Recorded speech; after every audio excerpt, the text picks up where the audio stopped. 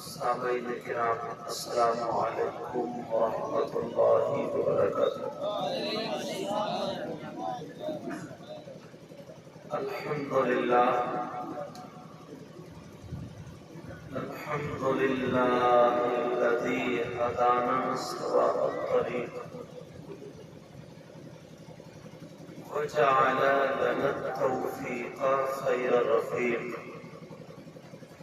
अम्मा बाद फ़अऊज़ु बिल्लाहि मिनश शैतानिर रजीम। बिस्मिल्लाहिर रहमानिर रहीम। या अय्युहन नासु इत्तक़ू रब्बकुमुल्लज़ी ख़लक़कुम मिन नफ़्सिन वाहिदतिन व ख़लक़ मिनहा ज़ौजहा वबस्स मिनहुमा रिजालन कसीरन व निसाअ वत्तक़ुल्लाहल्लज़ी तसाअलून बिही वल अर्हाम इन्नल्लाह कान अलैकुम रक़ीबा। सदक़ल्लाहुल अज़ीम।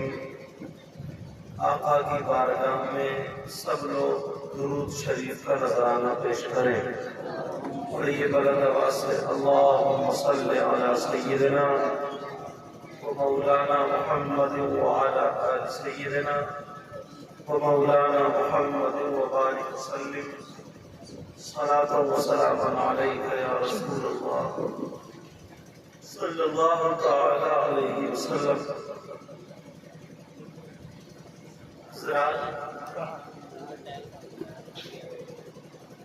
आज का ये अजीम शान प्रोग्राम शादी के ताल्लुक से है। आली जनाब मोहतरम अब्दुल वाजिद साहिब की शादी है। मैं भी दुआ करता हूँ, आप लोग भी दुआ कीजिए। परवरदिगार ये शादी हम सब के लिए मुबारक फरमा। ऐ अल्लाह तमाम हादसात से महफूज व मामून हम सबको फरमा दे और इस गाँव में बहारें अता फरमा। मेरे मौला जो मेहमान खरात आए हैं उनके यहाँ भी खूब बरकतें और रहमतों का नुज़ूल फरमा। काफी देर से आप लोग अच्छी अच्छी नातें मनक़बतें समात कर रहे थे। माशाअल्लाह बहुत अच्छे अंदाज में ये हज़रात पढ़ रहे थे और आप सुन रहे थे।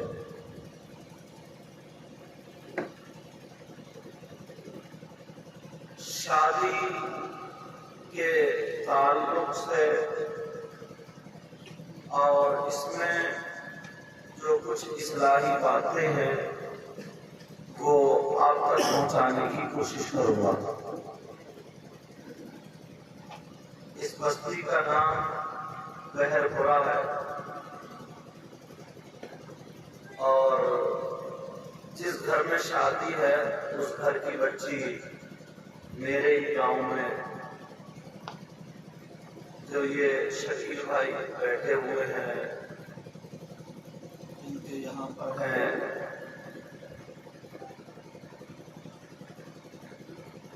अल्लाह ताला परवरदिगार मौला सबके यहाँ ढेर सारी खुशियां नसीब फरमा। अब शादी को हम देखते हैं कि कहीं कुरान या हदीस में इसका जिक्र है कि नहीं। अगर है तो किस अंदाज में, ताकि हमें पता चले ना कि हम लोग शादी जो करते हैं इसका तरीका क्या है, कैसे होना चाहिए, इसका कहीं कुरान और हदीस में जिक्र आया है या नहीं। शादी से पहले रिश्ता देखा जाता है, लड़के वाले लड़की देखते हैं और लड़की वाले लड़के को देखते हैं। अब लड़के वालों को कैसी लड़की देखनी चाहिए और लड़की वालों को कैसा लड़का देखना चाहिए,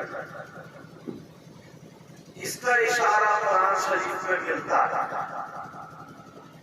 अगर आप सुनेंगे टाइम तो वाकई ज्यादा हो गया है, मुझे लगता है एक बज चुका होगा शायद, फिर भी इनकी मोहब्बतें हैं शोहरा हजरात की, इन्होंने कम टाइम लेकर के अपना टाइम काट करके, और हम लोग भी रातों के जागरण में रहते हैं। आज तो मैं दिन में भी नहीं सो पाया हूँ, पूरी रात बुलंदशहर में मेरी तकलीफ थी, मुझे तो कुर्सी में भी नींद आ रही थी। बहरहाल आप लोग कोई काम काज करते हैं, कोई खेत में, कोई कहीं, मगर ये रातें भी आप लोगों के लिए कभी कभी आती हैं। अब देखें कुरान शरीफ में एक आयत है,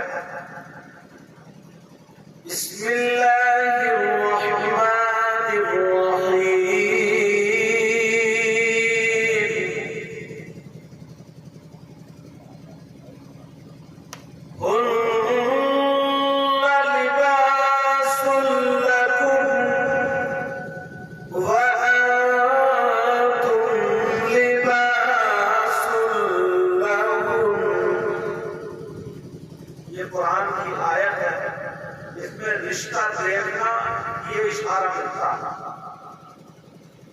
अब तवज्जो रखना इस पर और फिर अपने माहौल को देखना। अल्लाह ताला फरमाता है हुन्ना मुअन्नस की ज़मीर औरतें लिबासुल लकुम तुम्हारा लिबास है, मतलब मर्दों का लिबास है। कुरान शरीफ में औरतें मर्दों का लिबास और मर्द औरतों का लिबास कुरान के साथ है। अब देखें अल्लाह ने ये फरमाया औरतें मर्दों का लिबास और मर्द औरतों का लिबास, ये क्यों नहीं फरमाया कि औरतें मर्दों की बीवियां और मर्द औरतों के साथ लिबास। कुरान की बराबर देखो, अल्लाह ताला ने इसलिए लिबास बयान फरमाया, ऐ लोगों जब तुम मार्केट में अपना लिबास लेने जाओ, लिबास देखने जाओ, अपनाने जाओ, खरीदने जाओ, तो बताओ उस लिबास को आप देखते हैं। कोई भी मार्केट में लेने गया, अपने कपड़े लेने गया, कपड़ों को लिबास बोलते हैं, उसको पसंद आ गया, लिबास अच्छा है, खूबसूरत है, उसकी कीमत भी पता कर दी, कहा दे दो, बांध दो, लेकिन जब थान उतार कर देखा उस कपड़े में, उस लिबास में कट निकला, दाग धब्बे निकले, कहीं से कटा हुआ निकला, बोलो अपनाओगे? अपनाओगे उसे? नहीं अपना सकते। इसलिए कुरान ने लिबास का वो लोगों अपने लड़के के लिए लड़की ढूंढने जाओ, रिश्ता देखने जाओ, तो ऐसे देखो जैसे आप लिबास देखते हैं, उसमें कट तो नहीं है, उसमें कोई फाल्ट तो नहीं है, उसमें किसी तरीके का कोई ऐब तो नहीं है। अब देखो इसलिए कुरान ने कहा है औरतें मर्दों का लिबास। अगर तुम्हें लड़की देखने जाना है तो तुम्हें ये देखना पड़ेगा तो इसमें कट तो नहीं है, लड़का देखने जाना होगा तो ये देखना पड़ेगा तो इसमें कट तो नहीं है। अब बात समझ में ये नहीं आ रही है, हमने कपड़ा फैलाया, कपड़ा देख लिया, हमें पता चल गया कट कहाँ है, लड़की में कट का क्या मतलब है, लड़की में दाग धब्बे का क्या मतलब है, लड़की में ऐब का मतलब क्या है, कट का मतलब क्या है? क्या अगर उसका नाखून कटा हुआ हो, सब्जी काटते हुए हाथ कट गया हो, कट का मतलब ये है? नहीं, बल्कि इस्लाम से पूछो, इस्लाम क्या कहता है? इस्लाम ये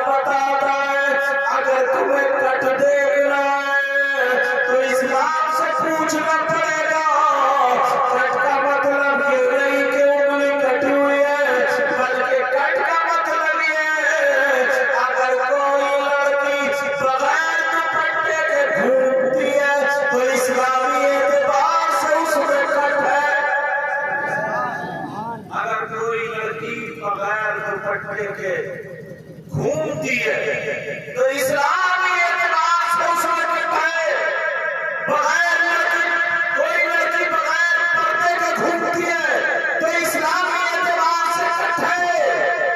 अब जरा शादियों पे नजर मारनी पड़ेगी, शादियों पे देखना पड़ेगा। तुम्हारे यहाँ भी शादी, मेरे यहाँ भी शादी, इनके यहाँ भी शादी, इनके यहाँ भी शादी। अगर 50 औरतें शादी में हो तो एक भी अल्लाह की बंदी ऐसी नहीं होगी जिसके सर पे दुपट्टा मिल जाए। किसी का दुपट्टा गले में पड़ा है, किसी का दुपट्टा मुट्ठे में लटका है और घूम रही है। बाप भी वहीं पे मौजूद है, चचा भी वहीं पे मौजूद है, भाई भी वहीं पे मौजूद है, सारे लोग मौजूद है। अब बताओ इस्लामी एतबार से इसमें कट है? अगर रिश्ता देखने जा रहे हैं मालूम है, कट नहीं देख रहे हैं, अब तो बुलेट देख रहे हैं। अब कट नहीं देखी जा, कट नहीं देख रहा बल्कि बुलेट देख रहा है। और पहले अम्मा जाती थी ना रिश्ता देखने, लड़के का अपना लड़की अपनाने जाती थी तो देखती थी कि ये नमाज पढ़ती है नहीं पढ़ती है, कुरान पढ़ती है नहीं पढ़ती है, पर्दे में रहती है नहीं रहती। नहीं, अब तो बस अम्मा को घुटन मिल जाए, अम्मा का कुछ हो गया, लड़की पसंद। बिल्कुल उल्टा हो गया कुरान के एतबार से, बिल्कुल गलत हो गया कुरान के एतबार से। चाहे उससे बुलेट में तेल पड़े या ना पड़े, 4 पहियों की कार में तेल पड़े ना पड़े, मगर नाके ऊंची ऊंची हो गई है। ऐ लोगों, कुरान ने इसलिए कहा हुन्ना लिबासुन लकुम व अंतुम लिबासुन लहुन। औरतें मर्दों का लिबास है और मर्द औरतों का लिबास है। तुम्हें जायदाद नहीं देखना है, तुम्हें दौलत नहीं देखना, तुम्हें रुपया पैसा नहीं देखना, तुम्हें ये देखना है लड़की पर्दे से रहती है या नहीं, लड़की नमाज पढ़ती है या नहीं, लड़की पूरे कपड़े पहनती है या नहीं। मगर देख लो शादी के अंदर देखो 40-40 साल की औरतें बड़े बड़े शरारे, बड़े बड़े करारे, बड़े बड़े पलाजो, ब्यूटी पार्लर पे जाकर के अपने चेहरे को बनवा करके हजारों रुपए खर्च करके, 12,000 रुपए खर्च करके शादी में घूम रही है। न तो बाप बोल सकता है, न भाई बोल सकता है, न बेटा बोल सकता है, न चचा बोल सकता है, न मामू बोल सकता है, लगता ही नहीं कि मुसलमान, लगता ही नहीं है मुसलमान। कौन आएगा टोकने वाला, कौन आएगा बोलने वाला? नहीं बोल सकते, हिम्मत नहीं है आपके अंदर। क्यों?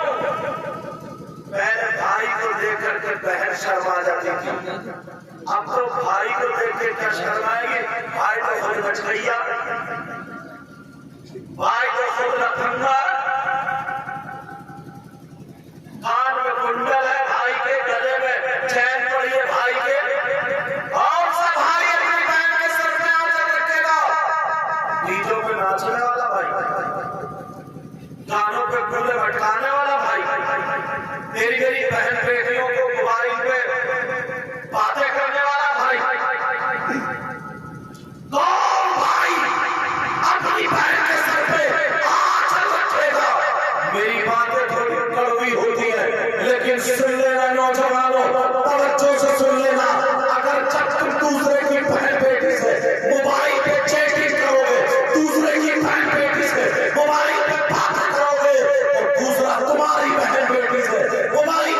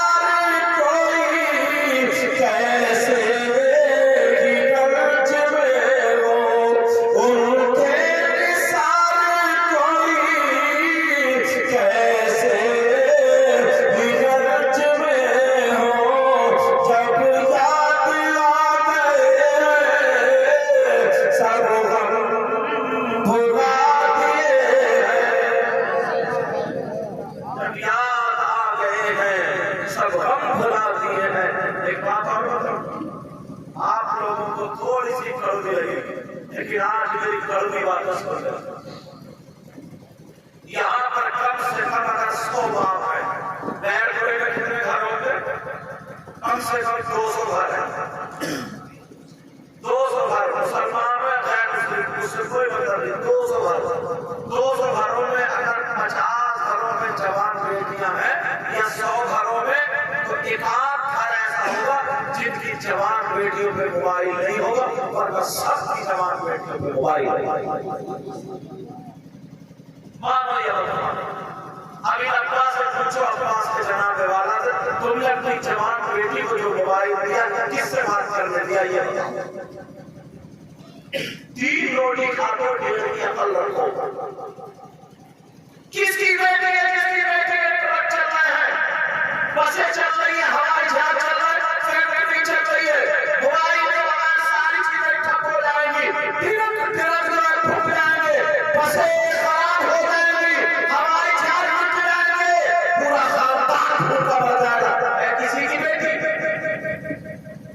आज ये जो 15-15 साल की बच्चियां, 16-16 साल की बच्चियां ऐसा मेकअप करके घूम रही है जैसे कि 20 साल की भी शादी के बाद नहीं दुल्हन भी इतना मेकअप नहीं कर। ये किसने दिया? ये 15 साल की बेटी अगर चल रही है तो उसके चलने का फिल्म हो जैसा, खाने का फिल्म हो जैसा, पहले ओढ़ने का फिल्म हो जैसा। अगर इस माँ को पता नहीं है कि हमारी बेटी सीने की आड़ में खड़े हो गए, कभी कपड़े इधर को फेंक रही है, कभी इधर को फेंक रही है, आधा घंटा मोबाइलों पर बातें कर रही है, किससे बात कर रही है? अरे तू तो बाप है, 3 रोटी खाता, पेट की अकल रखो। कितनी मुसलमानों की बेटियां मुस्लिम लोगों के साथ चली गई या मुस्लिम लोगों से मोबाइल पे टच हो गई। जरा शर्म करो, हमको बाप है बाप। तुमने अपनी बेटी के हाथ में 15,000 का मोबाइल दे दिया है कि तुम अपनी बेटी के हाथ में कुरान नहीं दे सकते थे, अपनी बेटी के हाथ में हदीस नहीं दे सकते थे, अपनी बेटी के हाथ में किताब नहीं दे सकते थे, अपनी बेटी के हाथ में कानून शरीयत नहीं दे सकते थे, दरबार शरीयत या फतवा रज़िया या बहार शरीयत अपनी बेटी के हाथ में नहीं दे सकते थे। अपनी बेटी के हाथ में अगर कुरान देते, तुम्हारी बेटी सैयदा फातिमा की जिंदगी को प्रति, तुम्हारी बेटी हजरत आमिना की जिंदगी को प्रति, हजरत मैमूना की जिंदगी को प्रति, आज मोबाइल में वो पप्पी में जो फिल्में बनाने वाली औरतें हैं, अपना जिस्म दिखा दिखा करके कोई मेहंदी यहाँ तक लगा रही है, हमारी बेटी कोई मेहंदी लगा रही है, किसी की चुटिया लहरा रही है, हमारी बेटी कोई चुटिया लहरा रही है। फिर तो फिल्मों का ढंग इस मोबाइल के जरिए आ गया है। अरे तुम बाप हो, अपनी बेटी के हाथ में तुम्हें दीनी किताब दे दी थी, हमारी बेटी सैयदा फातिमा की जिंदगी को पढ़ती तो पाती हमारी बेटी, लेकिन फातिमा का होता, बीवी हमारी बेटी फातिमा का होता, चलती हमारी बेटी फातिमा का होता, उठती बैठती हमारी बेटी फातिमा का होता, चलती फिरती सोती जागती हमारी बेटी फातिमा का होता। दुपट्टा गले में नहीं होता, बल्कि पूरा होता, मार के डालने पे सर से दुपट्टा नहीं उतारती हमारी बेटी। अगर फातिमा के तरीके पर चलती तो खुदा की कसम बाप के घर में होती, बाप के लिए रहमत होती, शौहर के घर में होती, शौहर के लिए नेमत होती, और जब बाप आती तो उसके कदमों के नीचे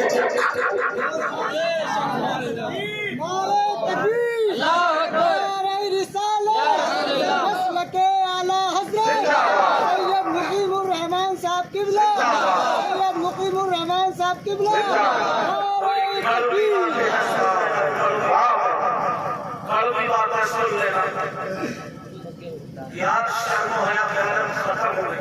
पहले की पुरानी औरतें थी ना, अगर 2-4 मर्द खड़े ना तो छुप छुप के निकल कैसे जाते थे, पुराने लोगों से पूछो। और अब तो बड़े बड़े सैंडल ऊंचे ऊंची गद्दी वाले पहन लिए, बस डाला तुम्हारे हाथ में लिया, हाथ फेंके दुपट्टा इधर, लड़कों की तरफ खेंगे खेंगे की जा रही है। अब्बा की शर्म, अम्मा की शर्म नहीं, हम साहब किसी की कोई शर्म नहीं। अब लेकिन भाइयों की शरण, भाई देखो माफ करना, बार बार लड़का भी इतना लफंगा है, ऐसा लगता है जैसे इसके घर में माँ बहन है ही नहीं। बार बार शादियों में जाएगा, उल्टे सीधे कपड़े पहन कर तेरी पहन बेटियों की तरफ तक करेगा, ऐसा भागे जैसे घोड़ा का कुत्ता। कौन सुधारेगा ही नहीं? बोलो, क्या पहले के लोग नहीं थे? मगर तरीका अच्छा। अभी शायर साहब पढ़ रहे थे करबला के ताल्लुक से, जश्न कर रहे करबला याद रखना। हम हुसैन वाले हैं, करबला समझते। क्या समझते हो करबला? क्या समझते हो करबला? हुसैन वाले हो जो हुसैन पाक के नाम पर ढोल बजाए, वो हुसैन वाला हो सकता है क्या? बोलो, करबला समझते। करबला का मतलब क्या है? तुम्हारे यहाँ करबला होगी 10 मुहर्रम को, वहां करबला शरीफ में हाजिर हो गया, वहां करबला शरीफ जब इमाम हुसैन पाक को शहीद किया गया था, मैं गया था। जब मैं बगदाद, जब मैं गौसे पाक से मज़ार शरीफ में गया तो मालूम है आपको वहां क्या हुआ था? इमाम हुसैन पाक के सगे बेटे 6 महीने के बच्चे अली असगर के हरकुन पर तीर मारा। इमाम हुसैन की गोद में थे, तीर गर्दन को फाड़ता हुआ यहाँ पर छुप गया, शहीद हुए लेटे।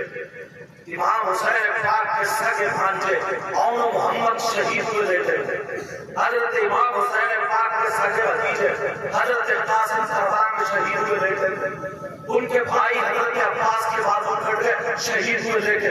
हम इतनी नस्लों के बाद सैयद है, लोग हमारे हाथ छोड़ रहे, वो तो डायरेक्ट अली के बेटे थे। मालूम है आपको, हजरत सकीना 7 साल की बच्ची जालिम ने मुंह पे इतनी जोर से तमाचा मारा, इतनी जोर से तमाचा मारा, तमाचों की छप जाती। सैयद साहब के खेमे में आग लगा दी थी। इमाम हुसैन पाक जब नबी नमाज पढ़ रहे थे, इमाम हुसैन पाक पीठ पे बैठ गए, नबी ने सजदे से सर नहीं उठाया, उन्हीं हुसैन पाक को करबला में शहीद किया गया। इधर सैयद साहब के हुसैनियों की आंखों में आंसू थे। और तुम्हारे यहाँ करबला में क्या होता है? तुम्हारे यहाँ करबला में चूरन चाट की दुकानें लगती है, तुम्हारे यहाँ करबला में मिठाइयों की दुकान लगती है, तुम्हारे यहाँ करबला में झूले लगते हैं, झूले। तुम्हारे यहाँ करबला में खिलौनों की दुकान लगती है, पकौड़ियों की दुकान लगती है, हलवे पराठे की दुकान लगती है। ऐसा लगता है तुम्हारे यहाँ करबला में जवान जवान बेटियां मेले को जाती है। तुम्हारे यहाँ करबला में जिनके छोटे छोटे बच्चे हैं, उन्हें यहाँ कांधे पे बिठा करके करबला लेके जाया जाता है। उन्हें खिलौने खरीदवा करके ला रहे हो, कोई डुगडुगी ला रहा है, कोई बांसुरी ला रहा है, कोई गुब्बारे फटने ला रहा है, कोई छोटी छोटी तलवारें ला रहा है, और तुम कह रहे हो हम करबला समझते हैं। वहां करबला में क्या हुआ था? तुम्हारे यहाँ करबला में क्या हो रहा है? हिसाब खाने की दुकानों पर लड़कियों के गोदने मारी जा रही है, मर्द औरतें इकट्ठे हो रहे, तुम्हारे आलू पराठे की दुकानें लगी पड़ी है। अरे शान करो, हुसैन पाक के बच्चे करबला में शहीद हुए, 3 दिन के भूखे प्यासे लेटे हुए थे। तुम्हारे यहाँ गुंडागर्दी की जा रही है और तुम कह रहे हो हम करबला समझते। अगर करबला समझता तो 10 मुहर्रम को तेरा रोजा होता, रोजा होता, करबला समझता होता, तेरी आंखों में आंसू होते, हुसैन के नाम पे खिचड़ा बांटता होता, हुसैन के नाम पे बिरयानी बांटता होता, हुसैन के नाम पर शरबत बांटता होता। अगर करबला समझता हुसैन के नाम पर अरे तू लंगर करता होता। करबला समझता जोहर की नमाज के बाद तू अपने घर में कुरान खानी कराता, कभी अली असगर के नाम की कुरान खानी, कभी अली अकबर के नाम की कुरान खानी, कभी हजरत अली के नाम की कुरान खानी, हसन हुसैन के नाम की कुरान खानी। तो अपने गुनाहों से तौबा करता और ये कहता मौला आज के बाद मेरी बेटी नंगे सर नहीं कर सकती, मौला मैं नमाज़ें पढ़ूंगा, शरीयत के खिलाफ कदम नहीं उठाऊंगा। तू रोता होता और ये कहता मौला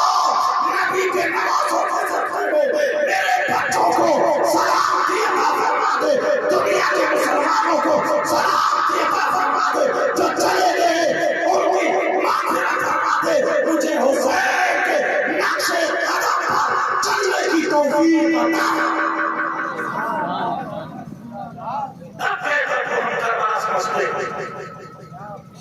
ये चीज थोड़ी है अल्लाह किसी भी चीज को आप उठा करके देख लीजिए, किसी भी चीज को आप ले लीजिए, शादी होती है और सुनो एक बात, अगर कोई ये मैच चुरा ले और पता चल जाए चोर हो तो तुम उस चोर को इनाम दोगे? बोलो, इस्लामी तरीका इनाम देना, इनाम दोगे क्या? पकड़ के पीटोगे, खाना दे दो, सजा डालोगे, बोलो है कि नहीं है? अल्लाह बचा। किसी की कोई भैंस खोले, तवज्जो रखो मेरी तरफ। अच्छा बात समझ में आ रही नहीं? अभी नाशिर सुनना शायद साहब की बात, इनकी मोहब्बत है, इन्होंने बचा। अब सुनो, कोई भी इसको चीज चोरी कर ले, मगर यार तौबा तौबा तौबा तौबा। नबी फरमाते हैं निकाह में सुन्नती फमन रग़िबा अन सुन्नती फलैसा मिन्नी, निकाह मेरी सुन्नत। आका फरमाते निकाह मेरी सुन्नत। तुम चोर को इनाम देते हो क्या? इतने लोगों की शादी हो गई, मुझे बताओ, मुसलमानों की बात कर रहे हो मैं हिंदुओं की नहीं, मुझे बताओ, जो दूल्हा बनता है फिर बारात जाती है तो क्या दूल्हा मियां के जूते नहीं छूटते? बोलो, चोरी तो चोरी है, क्या लिहाज देखते हैं? जूते छूटते हैं। साली ले गई है, साला ले गया, कोई भी। अब उस चोर की डिमांड है और पूरी बारात देख रही है, पूरी बारात। जब तुम्हें चोर का पता चल गया थपड़िया क्यों नहीं तुम्हें? और अगर थपड़िया हो तो दूल्हा मियां और तुम साहब आओगे? बोलो, नबी फरमाने निकाह मेरी सुन्नत और कारनामे देखो, रस्म रिवाज है चोरी। और कुरान कहता है सालिफु व सालिफतु फक़्तउ अय्युमा, चोर चोरों के हाथ काटो। लेकिन हमारे यहाँ डिमांड पूछी जा रही है, डिमांड पूछा जा रहा है, बोलो क्या मांग है तुम्हारी?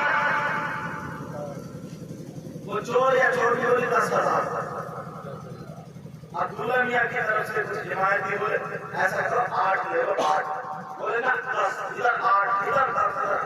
एक चाचा मियां आए, बूढ़े बुजुर्ग, बोले क्या बात है? बोले ऐसी बात है। बोले ऐसा करो 9 पे निपटाओ, चलो खत्म करो, एक कम करो, एक बढ़ा दो, 9 पे निपटाओ, 9 पे।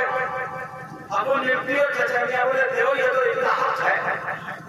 वो चाचा मियां से पूछो तुमने कौन सी किताब में पढ़ा चोरों का हक 9 पढ़ा है?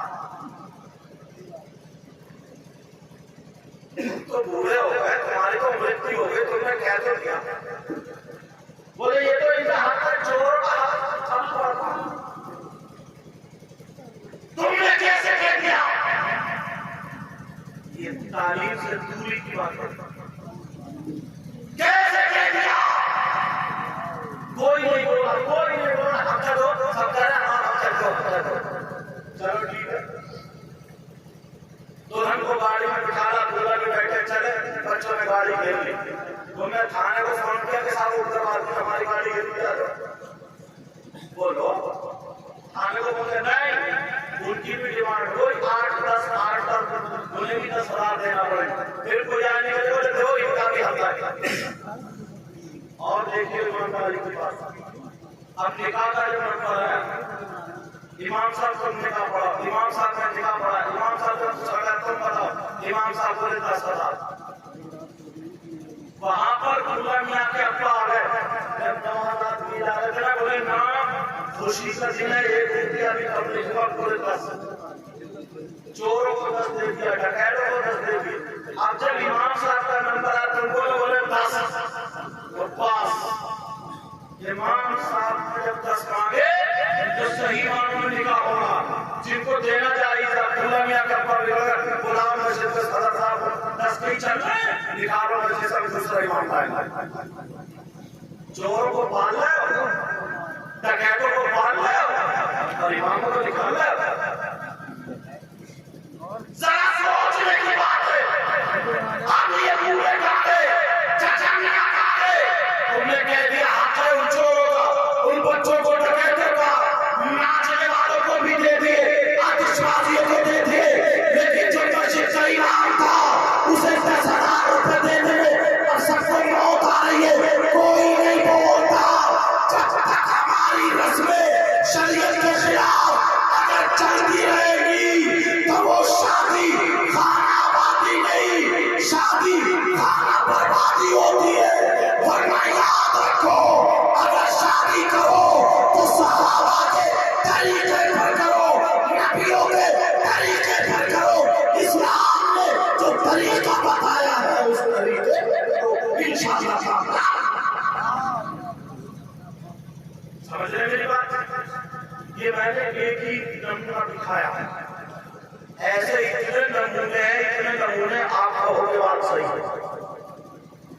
आप लोग और थोड़ा सा आगे चलो ताकि पता चले। इतनी बात है, इतनी बात। अच्छा, इस्लामी तरीके पर शादी का मतलब, अगर शादी हो, तुम्हारी बच्ची अगर पढ़ेगी या बच्चा पढ़ेगा, उसे तरीका मालूम होगा। आज शादी में सुन लो, तुमने कम करके सुना होगा। बारात लेकर के जाओ तो बारात में किसी हाजी को जरूर ले लेना, किसी एक आध नमाजी को ले लेना, किसी एक आध मदरसे के बच्चे पढ़ने वाले को ले लेना, किसी एक आध आलिम को ले लेना। इनकी वजह से कोई बला, कोई आफत, कोई मुसीबत आने वाली होती है तो टल जाता है। और सुनो, बारात चली गई, अम्मा क्या करे? दूल्हा मियां की अम्मा खोरिया नहीं करे, ढोल ना बजाए, बल्कि मां क्या करे? सात हमारी बच्चियों को इकट्ठा कर और जमा करने के बाद उनका वुजू करा दे, और वुजू के बाद उनसे कहो बेटी 3 मरतबा सूरह रहमान पढ़ो। इसीलिए कुरान की इस सूरत को दुल्हन कहा गया। 3 मरतबा सूरह रहमान पढ़वा दो, और पढ़वाने के बाद 1 गिलास पानी को ये मां दम करा ले। इस वक्त में कोई लड़की वुजू बनाएगी, अगर बनाएगी तो उसका मेकअप खुल जाएगा, मेकअप खुल जाएगा। पहले पता चलता था कि कौन काला है कौन गोरा, या कौन काली है कौन गोरी, अब तो पता ही नहीं चलता। आधे घंटे में कमरे में अंदर गई है गया, अब जब कमरे से निकल जाए तो सभी तो भूरे निकल जाए, आंखें लगा कर रही है। लेकिन सुनो, सूरह रहमान 3 मरतबा पढ़वा के रख ले। अब जब दूल्हा और दुल्हन आए, जैसे ही घर में कमरे में दाखिल हो, माँ उसी गिलास के पानी से 3 छींटे मारे ऐसे करके, दुल्हन के और बेटे के, और जो बचे दोनों को पिला दे। हजरत इमाम जाफर सादिक कहते हैं, अगर किसी ने ऐसा किया है, उस पे अगर किसी जिन का असर होगा, किसी खबीस का असर होगा, या 5 साल या 40 साल का, अगर उस पर जादू भी होगा, जितने दिनों का जादू हो, कोई आफत हो, कोई बला हो, या ऐसी बीमारी हो जिस बीमारी का कोई इलाज ना हो, तो इमाम जाफर सादिक कहते हैं, इस कुरान के अमल की और इस दिन की बरकत ये है, इंशाअल्लाह उन दोनों से नजरे पर आफतें हट जाएगी और सारी बीमारियां और जादू खत्म हो जाएंगे। इसलिए पूरी दुनिया का अमल एक तरफ और कुरान पाक का अमल एक। लेकिन करे भी तो तुम्हें तो मोटे मोटे ताबीज चाहिए, बस मोटे वाला ताबीज चाहिए। चलो अब क्या करे? दूल्हा मियां क्या करे? दुल्हन घर में आ गई, पहली रात इस्लामी तरीके से देखो शादी, पहली रात अब देखे मेहमानों को, अगर किसी को कपड़े की जरूरत है, मतलब ओढ़ने बिछाने की, तो इंतजाम करे। किसी को खाने पीने की जरूरत है, इंतजाम करे। ईशा की नमाज मस्जिद में पढ़ने के बाद अब दुल्हन के कमरे में जाए, दुल्हन कमरे ही में मुसल्ला बिछा करके नमाज पढ़े। ईशा की नमाज के बाद सारे मेहमानों का इंतजाम करने के बाद अब दुल्हन के कमरे में जाए। जैसे ही दुल्हन के कमरे में जाए, अगर दुल्हन की पैरें नजर पड़े तो दुल्हन खड़े होकर के अपने शौहर का इस्तेमाल करे और सलाम करे और मुस्कुरा जाए। और अगर शौहर की पैरें नजर पड़े तो शौहर अपनी बीवी को देख के मुस्कुरा जाए और सलाम करे। हजरत इमाम जाफर सादिक फरमाते हैं, अगर पहली रात में सुन्नत अदा करने के लिए अगर किसी दूल्हा और दुल्हन ने एक मर्तबा ऐसे किया, यानी मुस्कुरा दिए, तो अल्लाह ताला इन दोनों के माँ बाप को जन्नत में दो जोड़े अता फरमाएगा, दो हुल्ले अता फरमाएगा, यानी लिबास। जो लेकिन गली पर देखो, मगर हमारे यहाँ क्या होता, मेहंदी होगी मेहंदी। अब तो गैर मुस्लिमों के आधे वाले हल्दी होगी हल्दी। एक हल्दी में तो सारे के सारे पीले पीले पहने फिर रहे हैं, और भी पीली पीली पहने फिर रही। हल्दी हो रही है हल्दी, इस्लामी तरीके फिर गए। और सुबह जब कमरे में पहुंच जाए, सलाम करे, बीवी वहीं पे है, खड़ी हो जाए, इस्तेमाल करे। अब दोनों मियाँ बीवी कमरे में मुसल्ला बिछाए। शौहर का मुसल्ला 4 उंगल आगे, 4 उंगल आगे, बीवी का मुसल्ला 4 उंगल पीछे, और दोनों मियाँ बीवी 4-4 रकात नमाज पढ़े, नफल नमाज पढ़े, शुक्राने की नमाज पढ़े, अल्लाह का शुक्र अदा करे। ऐ अल्लाह, तूने हमें रिश्ते इज़्दिवाज में शामिल फरमा दिया है, मुंसलिक कर दिया है। इसकी खुशी में 4-4 रकात नमाज पढ़े, और नमाज पढ़ने के बाद बीवी को सामने बिठा ले। शौहर सामने बैठा हुआ है, अब बीवी सामने बैठी हुई है। अब क्या करे, 3 मरतबा आयतल कुर्सी पढ़े, और आयतल कुर्सी पढ़ने के बाद 3 मरतबा कुलिया काफिरून पढ़े, फिर 3 मरतबा कुल अल्लाह शरीफ पढ़े, 3 मरतबा कुल औज़ु बिल फलक पढ़े, 3 मरतबा कुल औज़ु बिल नास पढ़े, यानी चारों कुल पढ़ ले। और पढ़ने के बाद बीवी के ऊपर फूंक दे, दम कर दे। अब बीवी के बाल, ये जो है बाल, यहाँ की नट पकड़े, ये जो बाल होते हैं इस जगह के, बीवी के बालों की नट पकड़ ले, और पकड़ने के बाद ऐसे घुमाता जाए और पढ़ता जाए, फल्लाहु खैरुन हाफिज़ा व हुवा अरहमुर राहिमीन, फल्लाहु खैरुन हाफिज़ा व हुवा अरहमुर राहिमीन। इसको घुमाता जाए और पढ़ता जाए, 11 मरतबा पढ़े, और पढ़ने के बाद इन बालों में गांठ लगा दे, और गांठ लगाने के बाद बंद कर दे, फूंक दे। हजरत इमाम जाफर सादिक फरमाते हैं, ऐसे करने से क्या होगा।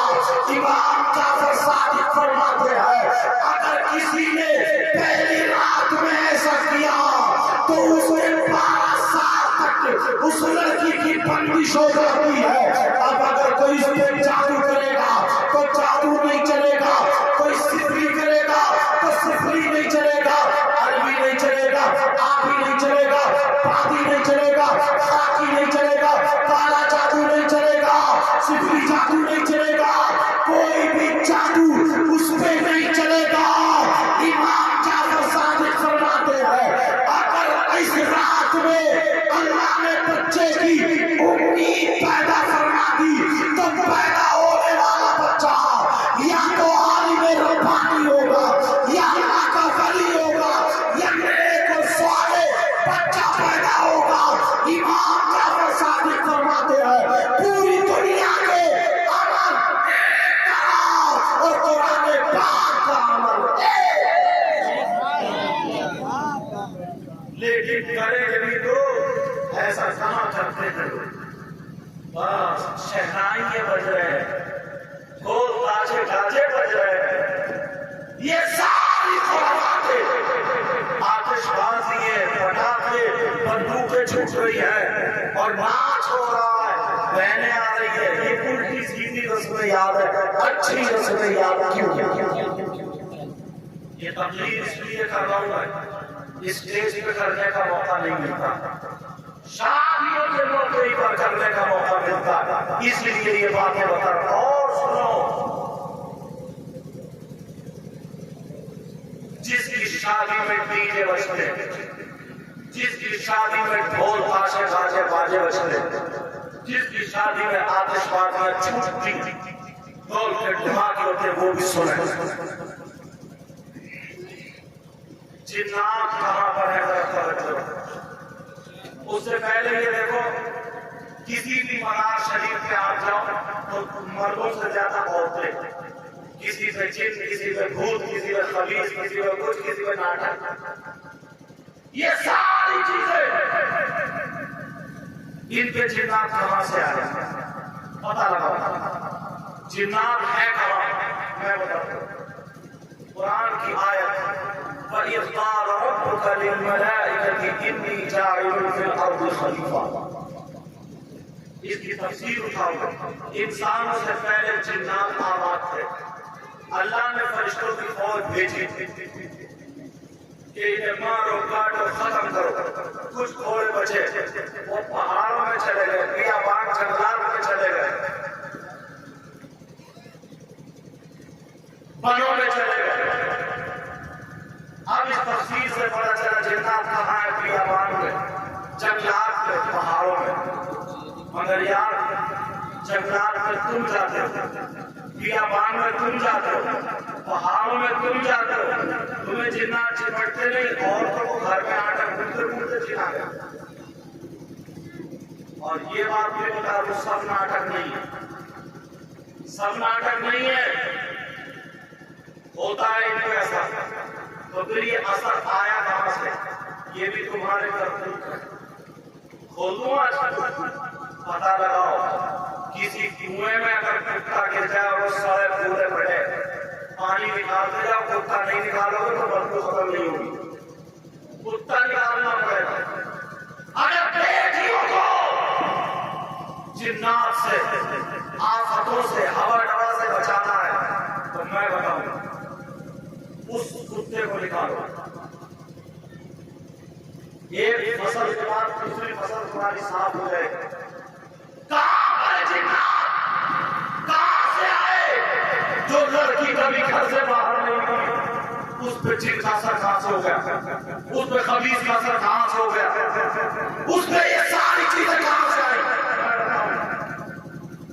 हजरत इमाम जाफर सादिक फरमाते हैं, अगर जिसके यहाँ पर ढोल बजते हैं, शहनाई बजती, बजमीर बजते हैं, जिसके यहाँ पर आतिशबाजियां छूटती हैं। अब शादियों में देखो बैंड बाजे बज रहे हैं, शादियों में देखो ढोल बज रहे हैं, शादियों में देखो आतिशबाजियां फूट रही है, शादियों में देखो ढोल के धमाके बज रहे हैं। इमाम जाफर सादिक कहते हैं, जहां पर ढोल धमाके बजते हैं, इसकी धमधम और मज़ामीर की झंकार से 70 मील इधर, 70 मील इधर, 70 मील इधर, 70 मील इधर, चारों तरफ से 70 मील से जिन्नात वहां पे आ जाते हैं, शैतान वहां पे आ जाते हैं, खबीस वहां पे आ जाते हैं। ऐ लोगों, तुमने अपनी शादी में बैंड बाजे बजवाए, तुमने अपनी शादी में डीजे बजवाए, तुमने अपनी शादी में ढोल धमाके बजवाए, मगर दूसरे की बेटियों की उनकी जिंदगी बर्बाद हो गई। शादियों में बच्ची आती है, कुंवारी बच्ची होती है, नए नए कपड़े पहन के आती है, उसके कभी सर में दर्द नहीं हुआ, लेकिन शादी के बाद जब गई तो किसी के पेट में दर्द, किसी के पाँवों में दर्द, किसी के कमर में दर्द, किसी के सीने में दर्द, किसी के सर में दर्द, किसी से उठा नहीं जाता, किसी की आंखों में दर्द, किसी पे हवाई असर, किसी पे खबीस की नजर। क्यों? कहां से आई ये जो शादी हो रही है? क्या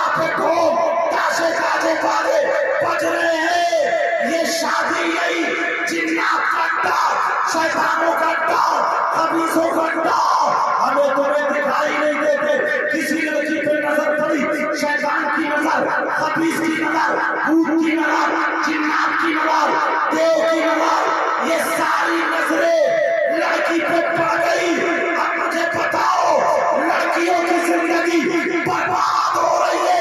ऐ लोगों, अगर अपनी बच्चियों को बचाना चाहते हो तो शादियों से ये डीजे वाला कुत्ता हटाना पड़ेगा, आतिशबाजी वाला कुत्ता हटाना पड़ेगा। शादियों से ढोल धमाके, आतिशबाजी, शैतानी, खुराफातें हटानी पड़ेगी ताकि हमारी बच्ची कामयाब हो जाए। अगर कराना है तो मिलाद करवाओ, जिक्र खुदा, जिक्र रसूल कराओ ताकि रहमत के फरिश्तों का नुज़ूल।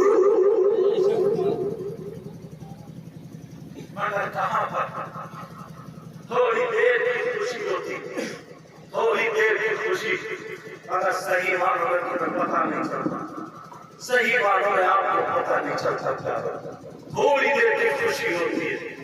बाज लड़का था ना, या उसका दामाद, या उसके दोस्त इतना कर जाते थे, नहीं शादी में जब तक रंग ना हो तो फिर मजा क्या है।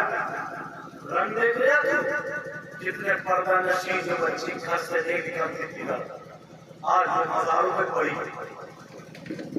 सब नाटक नहीं है, किसी पे तो है, कुछ पे तो है, सिर्फ हमारे तुम्हारे कारनामे। इसलिए मैं शादी के मौके पर ये बात बता रहा हूँ।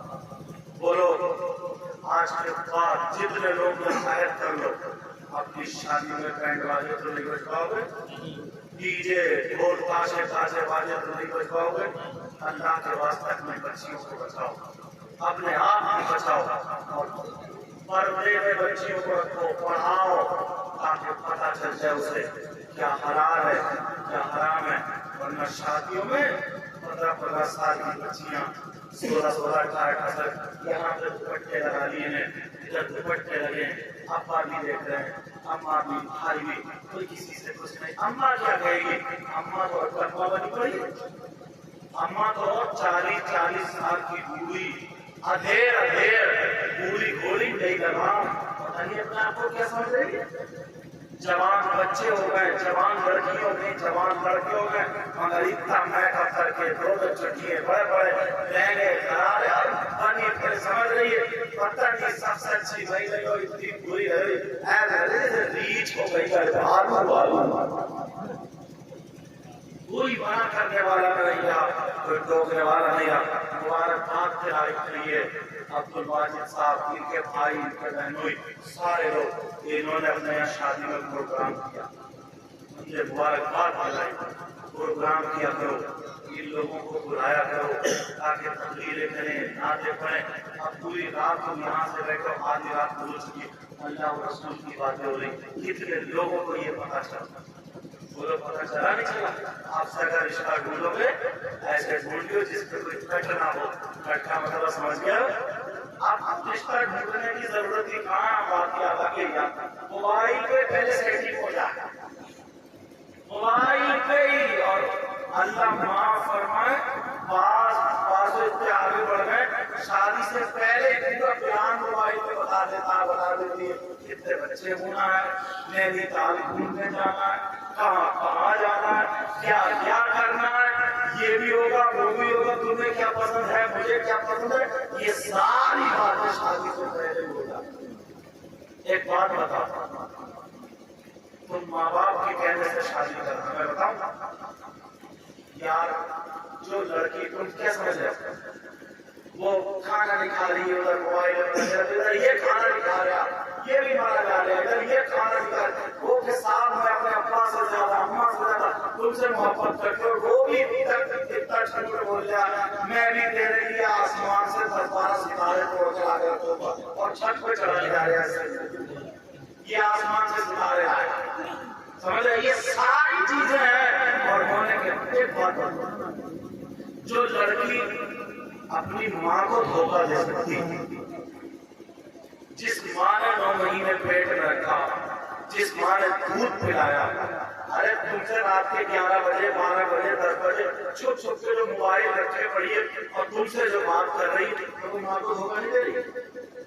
जो लड़की अपने बाप को धोखा दे सकती है, जिस बाप का खून है, जिस बाप ने 18-20 साल पाला, उसे चूना लगा रही है, उसे धोखा दे रही है। जो लड़की अपने सगे भाई को कितनी प्यारी मोहब्बत होती है, सगी मोहब्बत, सगे भाई को धोखा दे सकती है, तो तुम्हें धोखा नहीं देगी। 2-3 महीने के बाद तुम्हें भी चूना लगा देगी। जब तक तुम्हारी जेब में दम है, कमर में दम है, तब तक तुम्हारी मोटरसाइकिल को बोतलों में खाना चलता रहेगा। और जैसे खत्म होगा तो उसको तो मोबाइल पे बात करने की आदत नहीं।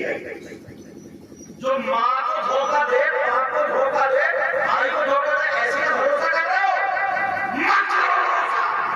इसलिए अपने माँ के कहने से शादी करो, अपने बाप के कहने से शादी करो।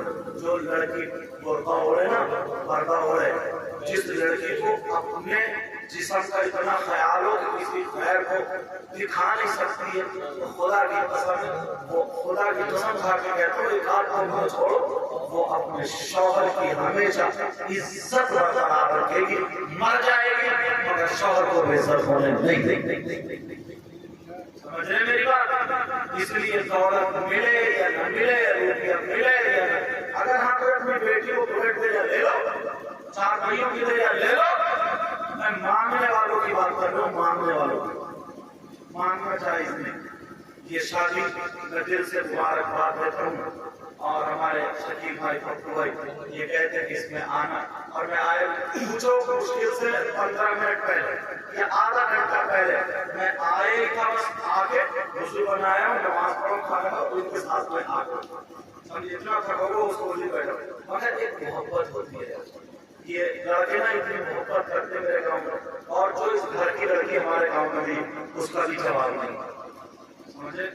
जो खाला हमारी उसकी साथ जो होती है ना, बहुत तारीफ करती है। जो उनकी नंदे बहने, तो मेरे यहाँ पे सब तो माशाल्लाह अल्हम्दुलिल्लाह उस लड़के की भी कोई शिकायत नहीं है।